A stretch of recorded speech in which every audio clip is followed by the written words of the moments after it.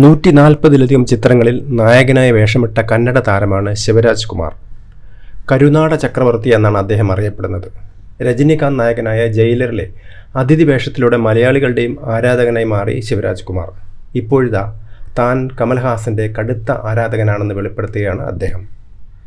കമൽഹാസൻ്റെ എല്ലാ സിനിമകളും first day first show തന്നെ കാണാറുണ്ട്. ആരെങ്കിലും അദ്ദേഹത്തിൻ്റെ സിനിമകളെക്കുറിച്ച് കുറ്റം പറഞ്ഞാൽ ഞാൻ അവരുമായി തർക്കിക്കും.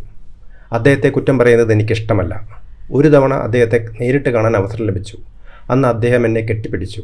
വീട്ടിലെത്തി അച്ഛനോട് അഭിമാനത്തോടെ വിവരം പറഞ്ഞു. കമൽഹാസൻ കെട്ടിപ്പിടിച്ചതിന് ശേഷം 3 ദിവസം ഞാൻ കുളിക്കാതെ ഇരുന്നിട്ടുണ്ട്. കമൽ സാറിൻ്റെ മണം എന്നെ വിട്ടുപോകരുന്ന ചിന്തയായിരുന്നു അന്ന്.